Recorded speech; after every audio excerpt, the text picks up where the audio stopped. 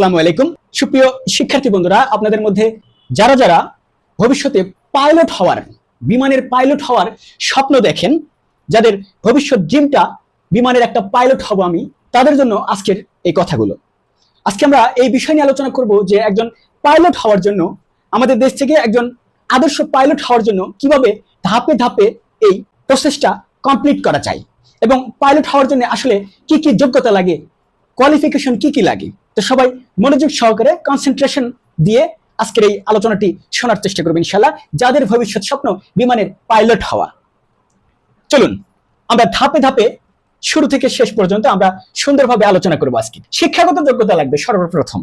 যদি আমার লেখাপড়া না থাকে, ন্যূনতম একটা শিক্ষাগত যোগ্যতা সেটা যদি না থাকে, তাহলে আমি ওই কাজটা আমি করতে পারবো না।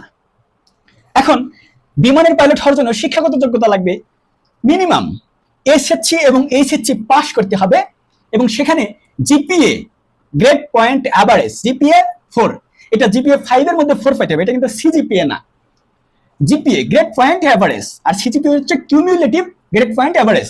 জিপিএ এটা 4 পাইতে হবে ন্যূনতম, মিনিমাম। এবং অবশ্যই ব্যাকগ্রাউন্ডটা কি হতে হবে, সায়েন্স হতে হবে, সায়েন্স ব্যাকগ্রাউন্ড হতে হবে। এবং আর্টস অথবা কমার্সের ক্ষেত্রে ন্যাচারালি এই আনফিট বলে ঘোষণা করা হয়, অর্থাৎ অযোগ্য বলে বিবেচনা করা হয়। আর তারপরও পাইলট হওয়ার প্রসেসের পেছনে যাদের যে অথরিটি, যে কর্তৃপক্ষ, সেটা তাদের ব্যক্তিগত ব্যাপার, ব্যক্তিগত বিষয়। কিন্তু ন্যাচারালি যে বিষয়টা দেখা হয় যে সায়েন্স ব্যাকগ্রাউন্ড হলে তাদেরকে ফিট ধরা হয়, এবং সেখান থেকে মিনিমাম সিজিপিএ মানে জিপিএ 4 পাইতে হবে আউট অফ 5, 5 এর মধ্যে 4 পাইতে হবে সর্বনিম্ন, এবং ব্যাকগ্রাউন্ড অবশ্যই সায়েন্স হতে হবে।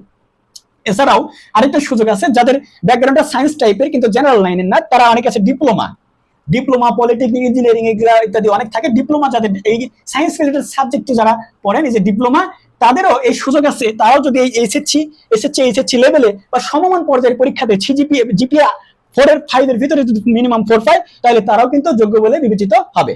আশা করি আমরা বুঝতে পারছি। আচ্ছা, এরপর আর্টস এবং কমার্স যারা আছে, তাদের মধ্যেও যাদের স্বপ্ন বা ড্রিম এরকম হতাশার সেরকম কোনো কারণ নাই।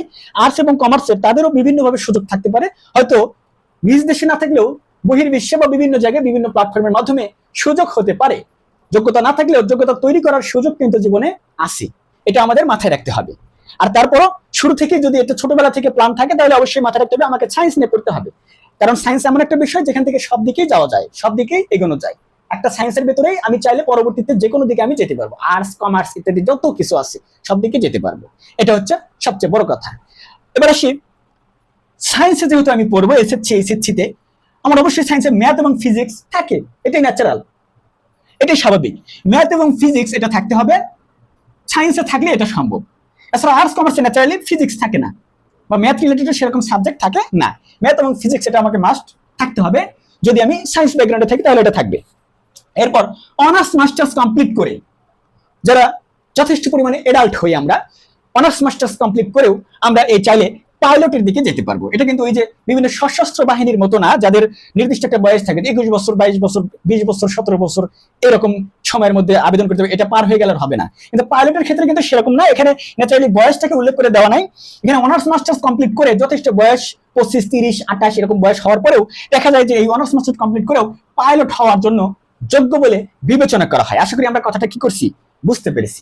এবার আসি, কোথায় কোথায় এই কোর্স করানো হয়। এই যে বিমানের পাইলট হওয়ার জন্য যে কোর্সগুলো করানো হয় আমাদের বাংলাদেশে, সেই কোর্সগুলো কোথায় কোথায় করানো হয় সেটা নিয়ে আমরা এখন কথা বলবো।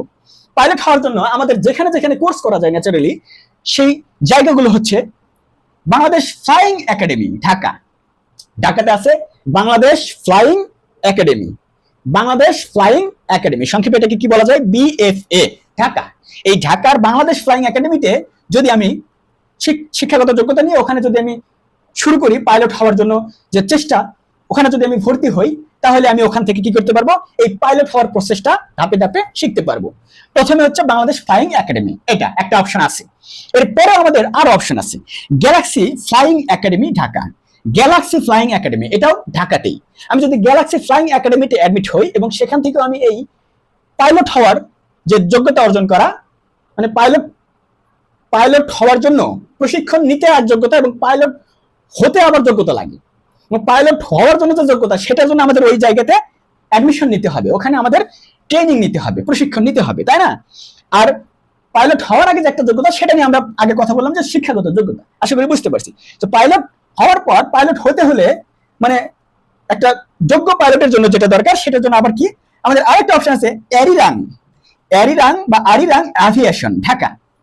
Arirang aviation Dhaka.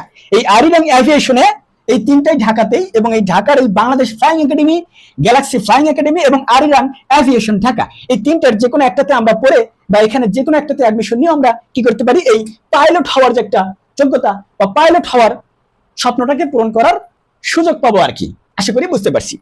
এরপর আমরা কি করবো, এখন পাইলট হওয়ার যে প্রসেস, সেটা নিয়ে আমরা আগে কথা বলি। আচ্ছা, প্রসেস টু বি পাইলট। একটা পাইলট হওয়ার জন্য কি কি প্রসেস, কি কি প্রক্রিয়া, কোন মেথডে একটার পর আরেকটা সিকোয়েন্সলি কনসিকুয়েন্সলি ধারাবাহিকভাবে একটার পর একটা আমরা আরেকটা কিভাবে আমরা করব, সেটা আমরা এখানে আলোচনা করব।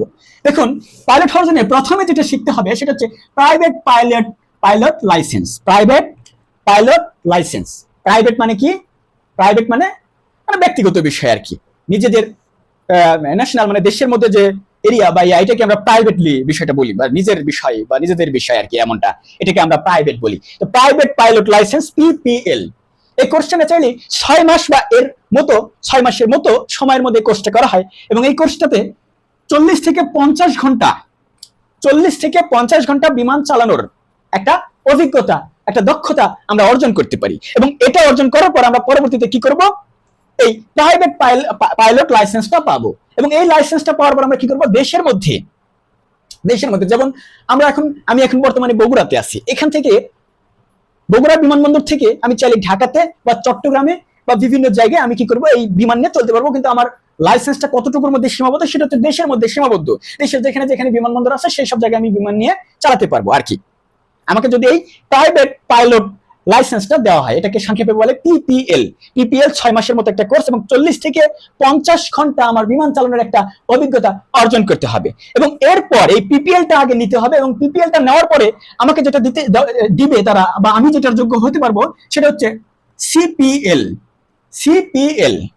আচ্ছা, এটা কিন্তু আবার বিপিএল, সিপিএল, আইপিএল ওইগুলো খেলার, ওই ক্রিকেট খেলা না, কিন্তু এগুলো হচ্ছে CPL, commercial pilot licence. Commercial pilot licence, commercial মানে কি, বাণিজ্যিক।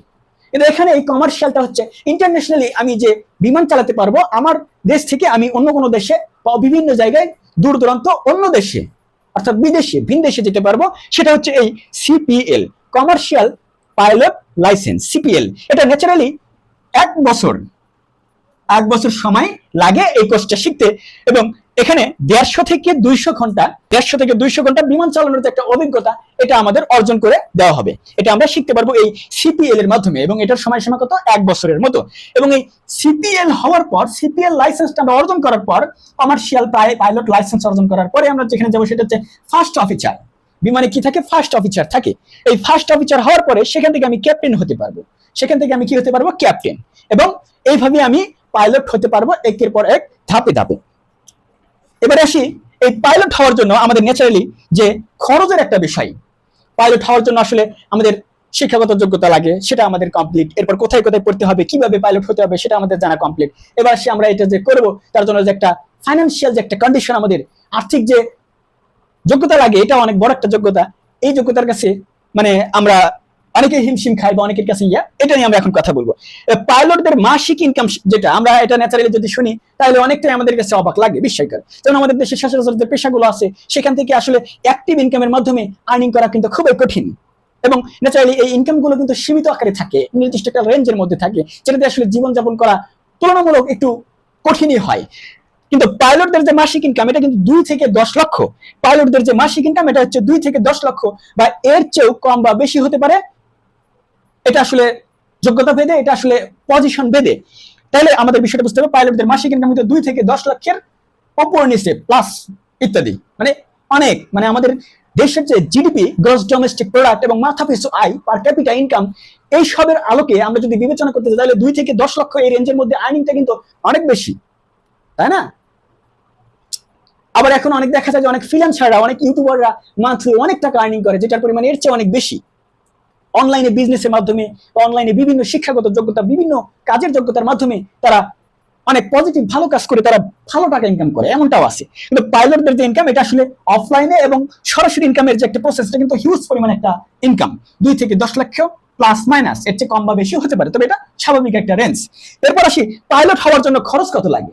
পাইলট হওয়ার জন্য আমাদের এই যে 6 মাস বা 1 বছর বা এর চেয়ে কম বেশি সময়, এই সময়ের মধ্যে আমাদের আনুমানিক তাও 30 থেকে 40 লক্ষ বা এর চেয়ে কম বা বেশি টাকা খরচ হতে পারে। এই রেঞ্জটা ন্যাচারাল, এটা একটা স্বাভাবিক রেঞ্জ, এবং এই রেঞ্জ আনুমানিক অ্যাপ্রক্সিমেটলি এই পরিমাণ খরচ হয়, এবং এর চেয়ে কম বা বেশি হতে পারে। 30 থেকে 40 লক্ষ রেঞ্জে আমাদের একটা খরচ এই পাইলট হওয়ার জন্য। তো পাইলট হওয়ার জন্য খরচটাও কিন্তু হিউজ পরিমাণ একটা অ্যামাউন্ট, এবং পাইলট হতে পারলে, একটা সাকসেসফুল পাইলট হতে পারলে আমাদের জন্য কিন্তু প্রচুর পরিমাণ পয়সা ইনকামের, টাকা ইনকামের একটা সুযোগ আছে আর কি। আমরা প্রতি মাসে যে টাকা ইনকাম করব, আসলে আমাদের ওই 6 মাসে যে খরচ, এটা কিন্তু আবার পরবর্তী 6 মাসে আবার উঠে আসবে, এমন একটা অবস্থা আর কি বিষয়টা। তো পাইলট হলেও আমরা অনেক টাকা ইনকাম করতে পারবো, এবং পাইলট লাইনে পড়ার জন্য বা পাইলটের দক্ষতা অর্জন করার জন্য আমাদের প্রচুর পরিমাণে টাকা ইনকাম করতে হয়। এরপরে আসে বিনামূল্যে বা কম খরচে পাইলট, যাদের আমাদের অ্যাভেলেবল সেরকম সামর্থ্য নাই, ফাইন্যান্সিয়াল কন্ডিশন খুব একটা মানে আর্থিক সচ্ছল না আর কি, তাদেরকেও আসলে হতাশ হওয়ার কিছু নাই, তাদের জন্য কিন্তু সুযোগ সুবিধা আছে।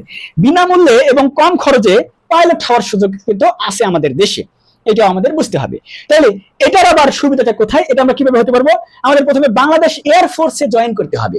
বাংলাদেশ এয়ারফোর্স, বাংলাদেশ এয়ারফোর্সে জয়েন করতে হবে, এবং সেখানে আমরা জয়েন করলে কি কেমনে জয়েন করতে পারবো? জব পাওয়ার মাধ্যমে, পড়াশোনা করে শিক্ষাগত যোগ্যতা দিয়ে জব পাবো। ওখানে কিন্তু এত হিউজ পরিমাণ টাকা খরচ করে প্রশিক্ষণ নিয়ে শিখে তারপর জবটা পাইতে হয় না। ওখানে আমাদের শিক্ষাগত যোগ্যতা দিয়ে, নিজের মেধাশ্রম দিয়ে, কায়িক শ্রম দিয়ে এখানে জব পাইতে হয়। এবং জেনারেল ডিউটি পাইলট, এই যে এখানে একটা জেনারেল ডিউটি পাইলট, এখান থেকে আমরা কি করতে পারবো? পরবর্তীতে এই চাকরি থেকে রিটায়ার্ডের মাধ্যমে অথবা চাকরির পাশাপাশি আমরা এখানে আমরা এই যে যুদ্ধ বিমান যাকে বলে কমব্যাট প্লেন, যুদ্ধ বিমান আমরা চালাতে পারবো। এখান থেকে বিমান চালানোর যে একটা দক্ষতা, এটাও আমরা শিখে গেলাম। এবং এর পরবর্তীতে আমরা চাইলে আবার এই যে এই ফার্স্ট অফিসার, ক্যাপ্টেন বা এইগুলো আমরা করতে পারবো, এবং সেখানে আমাদের টাকা পয়সা অতটা খরচ হবে না, কম খরচ হবে তুলনামূলক অনেকটাই, এবং আমাদের তো প্রশিক্ষণ একটা যারাই আছে, লাইসেন্স পাইতে অনেকটা সুবিধা হবে। আর এই জন্য আমাদের যদি বিনামূল্যে বা কম খরচে পাইলট হওয়ার স্বপ্ন থাকে, সেক্ষেত্রে আমরা জবের পাশাপাশি এই বাংলাদেশ এয়ারফোর্স, এটা কিন্তু একটা মানসম্মত জব, এবং এই জবের পাশাপাশি আমরা এই বিমানের চালানোর যে দক্ষতা, পাইলট হওয়ার যে যোগ্যতা, এটা অর্জন করতে পারবো, এবং কম খরচ অথবা অনেক সময় এটাকে বিনামূল্যের মতো বলা যায়, সেভাবে আমরা এই পাইলট হতে পারবো।